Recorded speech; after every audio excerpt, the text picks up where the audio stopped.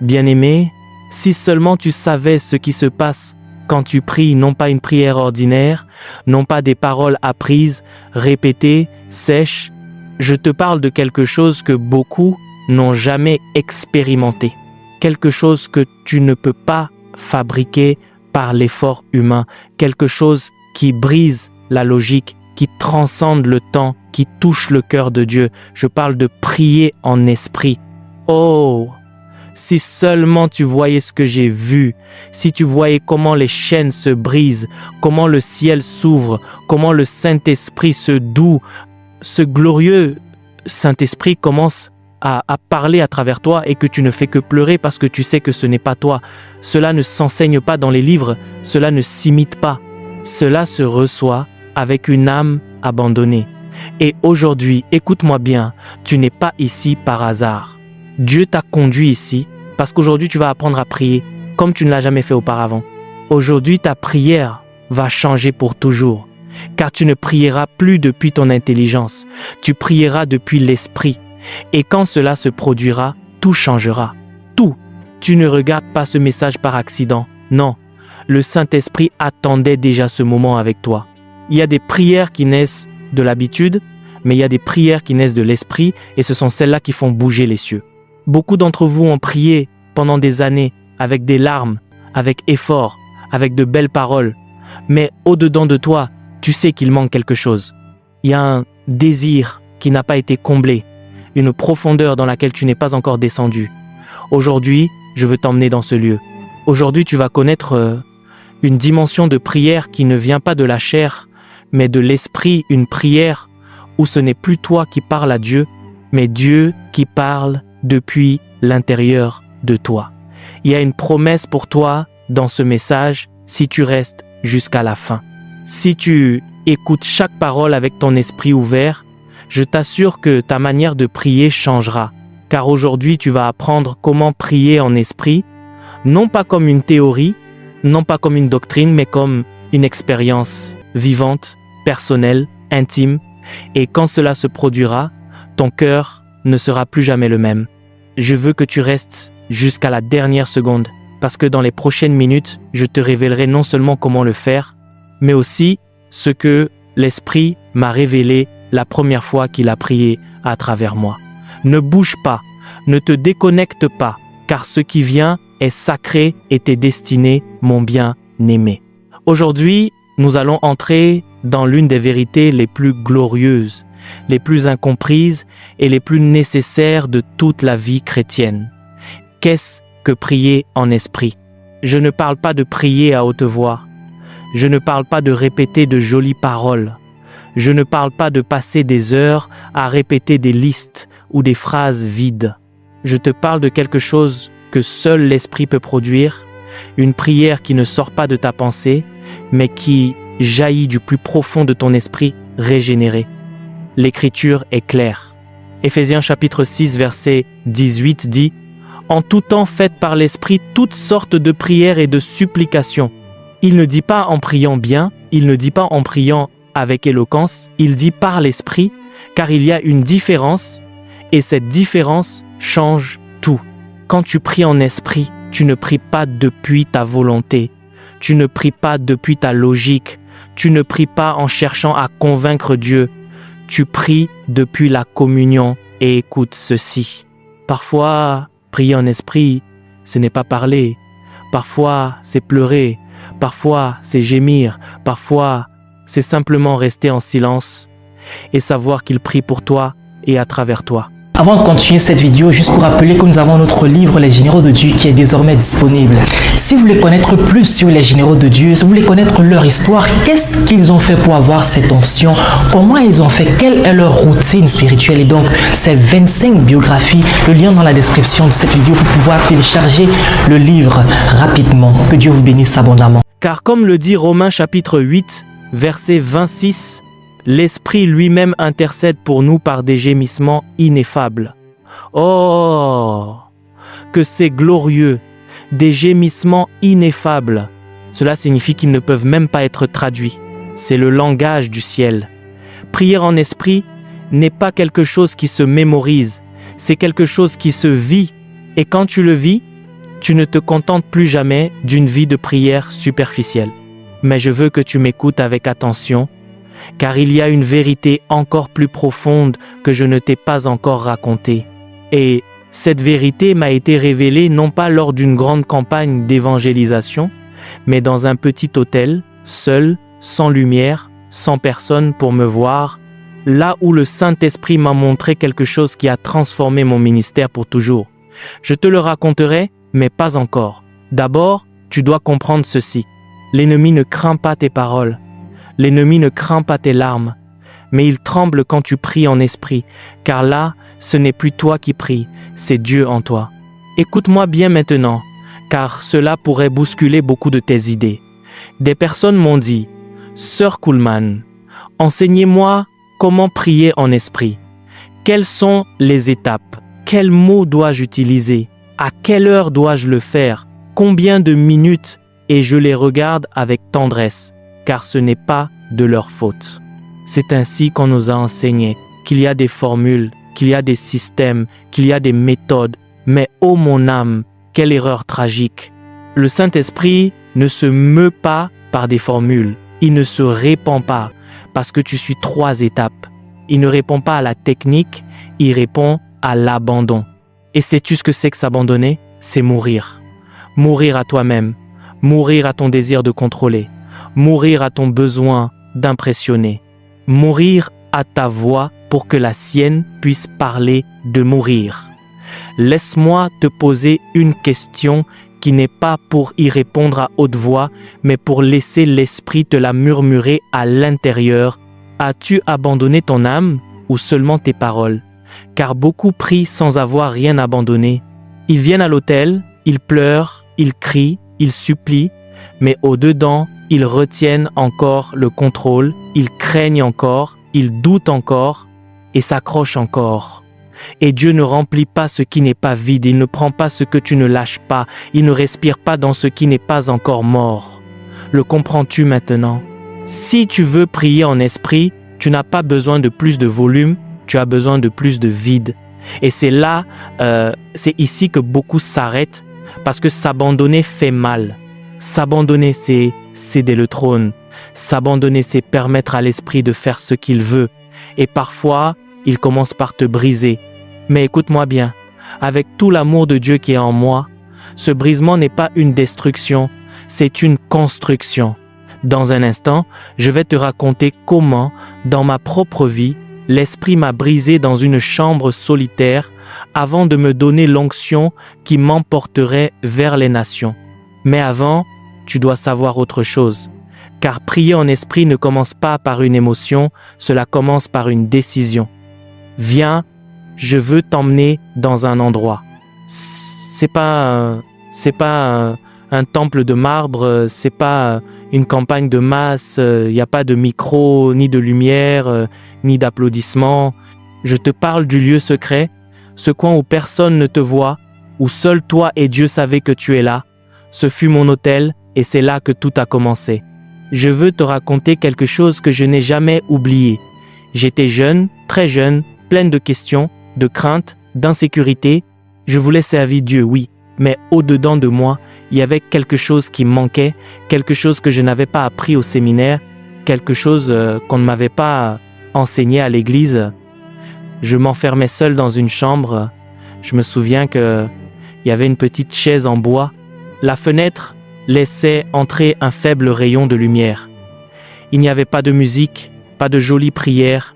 Il n'y avait que moi et le désir désespéré de connaître le Saint-Esprit. Je me suis mis à genoux et j'ai dit, « Moi, Saint-Esprit, je ne sais pas comment faire cela, mais j'ai besoin de toi. Je ne veux pas parler de toi, je veux te connaître. Je ne veux pas répéter ce que font les autres. Je veux ce qui est à toi, seulement à toi. Un silence long, profond, inconfortable. » Et puis, quelque chose changea dans l'air. Et là, dans ce lieu secret, sans savoir comment, ma bouche commença à prononcer des paroles qui n'étaient pas les miennes. Mon âme commença à pleurer sans douleur et mon esprit s'inclina avec un tremblement sacré. Il était arrivé, le Saint-Esprit, non pas comme une doctrine, mais comme une personne, comme un feu, comme un souffle, et je ne fus plus jamais la même. Écoute, bien-aimé, tu n'as pas besoin d'être dans une grande église. Tu n'as pas besoin de savoir l'hébreu ni le grec. Tu n'as pas besoin que quelqu'un t'impose les mains. Ce dont tu as besoin, c'est d'un lieu secret et d'un cœur abandonné. Et maintenant, je veux te montrer comment toi aussi tu peux entrer dans ce lieu. Mais avant, il y a quelque chose que tu dois connaître. Le plus grand ennemi du fait de prier en esprit n'est pas le péché, c'est la distraction. Et tu serais surpris de savoir quelle chose spirituelle l'ennemi utilise pour te distraire. Nous en parlerons dans le segment suivant. Je veux que tu arrêtes tout en ce moment même. Fais silence, un silence réel. Entends-tu cela? Non, je ne parle pas du silence extérieur. Je parle du bruit intérieur. Le bruit des pensées, des préoccupations, des voix qui répètent « Tu dois bien le faire ». Dieu ne va pas t'écouter aujourd'hui. Tu ne ressens rien, donc tu ne pries pas bien. Ce bruit, c'est celui qui éteint la voix de l'esprit. Maintenant, écoute ceci avec ton âme. Tout ce qui semble spirituel ne vient pas de Dieu et bien des fois l'ennemi utilisera ce qui est bon pour t'éloigner de ce qui est éternel. Combien de fois as-tu voulu prier et juste à ce moment-là, le téléphone sonne? Combien de fois te mets-tu à genoux et tu te souviens de ce qu'il t'a manqué de faire aujourd'hui? Combien de fois es-tu sur le point d'entrer en communion et quelqu'un t'écrit un message avec urgence? C'est pas une coïncidence, c'est une interférence. Le Saint-Esprit est saint, mais il est aussi sensible. Il ne va pas crier pour rivaliser avec tes distractions. Il attend que tu lui fasses de la place, et je veux que tu graves cela dans ton cœur. Le silence n'est pas le vide, le silence est sainteté. Quand tu éteins le monde, alors tu entends le ciel. J'ai assisté à des réunions où la gloire de Dieu n'est pas tombée au milieu des chants, mais au milieu du silence. Un silence où personne n'osait parler, où la seule chose que l'on pouvait entendre était le pleur des cœurs brisés. Car il y a des moments où l'esprit n'a pas besoin que tu lui parles, mais seulement que tu l'écoutes. Dans quelques minutes, je vais t'emmener dans un exercice prophétique, toi et moi ensemble en silence, attendant que l'esprit parle, et tu vas voir ce qu'il va te révéler, mais pas encore, car il manque une pièce maîtresse. Le langage de l'esprit. Comment savoir que tu pries en esprit et pas seulement dans tes émotions? C'est l'une des questions les plus dangereuses et aussi l'une des plus puissantes, car une fois que tu le découvres, il n'y a plus de retour en arrière. Maintenant, laisse-moi te dire quelque chose qui apportera la paix à ton âme, car beaucoup de personnes se demandent comment savoir que je prie vraiment en esprit. Je te donnerai des signes clairs que Dieu m'a montrés et qui ont été confirmés dans ma vie et mon ministère. Première enseigne, tu ressens une paix profonde, même au milieu de la tempête. Ce n'est pas une paix qui dépend des circonstances, mais une paix que seul l'Esprit peut donner. Deuxième enseigne, ta prière va au-delà des paroles. Parfois tu pleures sans savoir pourquoi, ou ton âme s'élève sans explication. Ce sont des gémissements, des soupirs que tu ne comprends pas, mais que lui comprend. Troisième enseigne, il y a un témoignage intérieur, une certitude ferme, une conviction qui dépasse la pensée, une assurance que tu es connecté avec le divin. Quatrième enseigne, la prière apporte de la puissance non seulement pour toi, mais pour les autres. Car quand tu pries en esprit, tu es aligné avec la volonté de Dieu et cette prière déplace des montagnes. Remarques-tu quelque chose? Il ne s'agit pas de l'éloquence ni du temps que tu passes à prier. Il s'agit du fruit que cela produit. Récapitulons ce que nous avons appris jusqu'à présent. Prier en esprit, c'est prier depuis le plus profond de ton être. Non pas seulement avec des paroles humaines, cela ne s'apprend pas avec des formules, mais avec un abandon total. Le lieu secret avec Dieu est fondamental.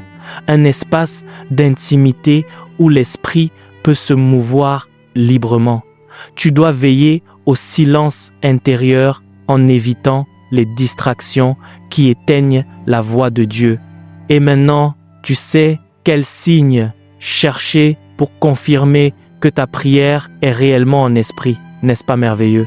Tu es déjà plus proche de cette expérience que beaucoup cherchent sans la trouver. Et je veux te donner une micro-récompense spirituelle. Ferme les yeux un instant, respire profondément et répète avec moi dans ton esprit: Saint-Esprit, guide ma prière. Parle par mon intermédiaire. Que ta voix soit celle que l'on entend. Ressens cette vérité. C'est le premier pas vers une prière qui brise les chaînes, qui apporte des miracles et qui glorifie Dieu. Et rappelle-toi, le meilleur est à venir, car maintenant dans la prochaine section, je vais te révéler comment maintenir cette connexion vivante chaque jour, comment ne pas laisser la routine ou le doute éteindre cette flamme puissante. Bien-aimés frères, bien-aimées sœurs, maintenant que tu as compris ce qu'est prier en esprit et que tu as ressenti le besoin profond de t'abandonner, je veux te donner quelques clés pratiques pour que cette expérience ne soit pas seulement un moment, mais une forme de vie. Première clé, établis un lieu et un temps sacré chaque jour. Cela n'a pas besoin d'être long, mais cela doit être constant. Cela peut être ta chambre, un coin de la maison ou même ta voiture. L'important est que ce soit un moment mis à part, un hôtel personnel où tu peux chercher l'esprit de tout ton cœur. Deuxième clé, éteins les distractions. Ne te contente pas d'un demi-cœur. Laisse le téléphone, déconnecte-toi des voix extérieures et fais silence. Rappelle-toi, l'esprit a besoin d'un espace libre pour parler. Troisième clé, ne t'inquiète pas pour les paroles. N'essaie pas de construire des prières parfaites. Permets à l'esprit de prendre le contrôle. Laisse-le gémir, murmurer, pleurer et chanter à travers toi. Quatrième clé, écris ce que l'esprit te révèle. Souvent, après avoir prié, nous recevons des impressions, des paroles ou des visions que Dieu nous donne. Note-les, ce sont des trésors spirituels qui te guideront sur le chemin. Cinquième clé, cherche la communion avec d'autres qui prient également en esprit. Ne t'isole pas. Quand l'Église s'unit dans la prière en esprit, la puissance est multipliée.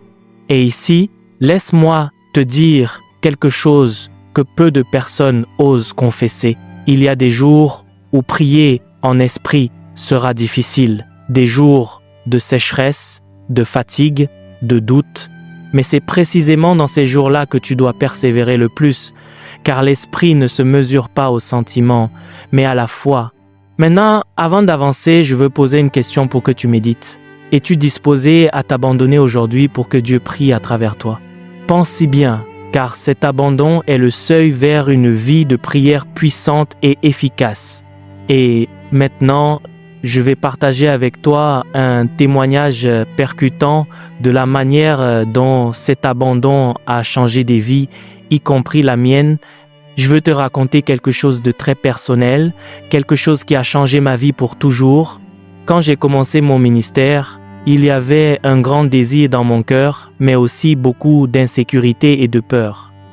Je ne savais pas si Dieu m'utiliserait réellement. Je ne savais pas si l'onction que j'avais ressentie dans ce lieu secret, cette chambre silencieuse, serait suffisante. Une nuit, au milieu d'une réunion de prière, j'ai ressenti un appel plus profond. Je ne pouvais pas rester avec mes doutes ni mes craintes. J'ai décidé de m'abandonner complètement, non seulement en parole, mais en âme et en esprit. Je me suis mise à genoux en pleurant, sans savoir quoi dire, mais avec la conviction que le Saint-Esprit prendrait le contrôle. Et c'est alors qu'il est venu avec puissance. La présence de Dieu a rempli le lieu, les malades ont été guéris, les cœurs brisés ont été restaurés, et moi, j'ai su que je ne serais plus jamais seul sur ce chemin. Cette nuit-là, j'ai compris que prier en esprit n'est pas seulement un don, c'est une vie nouvelle, une relation vivante avec Dieu qui transforme tout autour de toi. Chers frères, chères sœurs, veux-tu cette vie? Veux-tu cette onction? Elle est à ta portée aujourd'hui. Peu importe ton histoire, tes échecs ou tes doutes, Dieu veut utiliser ton abandon pour faire des miracles. Et maintenant, alors que nous fermons ce message, je t'invite à prendre cette décision en ce moment même dans ton cœur, dans ton esprit, car prier en esprit, c'est entrer dans une puissance surnaturelle qui déplace des montagnes, brise des chaînes et transforme des vies. Frères, sœurs, écoute bien. Aujourd'hui, tu as une opportunité que tu ne peux pas laisser passer. une opportunité pour ouvrir ton cœur et permettre au Saint-Esprit de prier à travers toi. C'est pas une question de force humaine ni de paroles apprises, mais de don total et de confiance absolue en lui. Je veux que tu fasses quelque chose maintenant.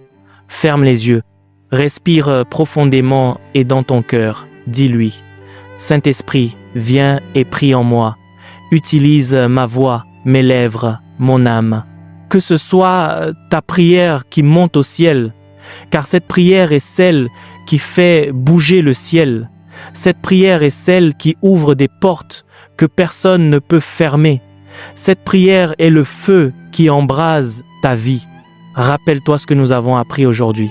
Prier en esprit, c'est s'abandonner, c'est trouver le lieu secret, c'est faire silence pour écouter, c'est reconnaître les signes et vivre en connexion constante. Tu n'es pas seul sur ce chemin. Dieu est avec toi. Le Saint-Esprit est ton allié et ta force. Et aujourd'hui, peut être le commencement d'un nouveau chapitre dans ta vie spirituelle. Alors, lève-toi. Cela peut être le commencement d'un nouveau chapitre dans ta vie spirituelle. Alors, lève-toi avec foi, lève-toi avec puissance, lève-toi avec la certitude que Dieu est à l'œuvre en toi. Car comme l'a dit l'apôtre Paul, priant par toutes sortes de prières et de supplications. Et moi je te dis qu'il n'y a pas de plus grand privilège que celui-là. Que le Saint-Esprit te guide, te fortifie et te transforme. Amen. Avant de nous quitter, je veux te dire quelque chose de très spécial. Si tu as une demande de prière, s'il y a quelque chose dans ton cœur que tu as besoin de remettre à Dieu, n'hésite pas à l'écrire ici-bas dans les commentaires. Tu n'es pas seul. Nous sommes une famille en Christ et j'aimerais beaucoup prier pour toi afin que le Saint-Esprit touche ta vie et t'apporte la guérison, la délivrance et la paix. Alors, ouvre ton cœur, partage ton besoin et ensemble nous élèverons une prière puissante, car dans la prière en esprit, il y a de la puissance, il y a de la vie, il y a des miracles. J'ai hâte de lire tes demandes et de prier avec toi. Que Dieu te bénisse abondamment et rappelle-toi, le Saint-Esprit est prêt à agir en toi aujourd'hui même. Merci d'avoir regardé cette vidéo. N'oubliez pas de télécharger notre livre Les Généraux de Dieu pour davantage connaître l'histoire de ces Généraux de Dieu. C'est plus de 100 histoires inspirantes, 25 biographies à l'intérieur. Que Dieu vous bénisse abondamment.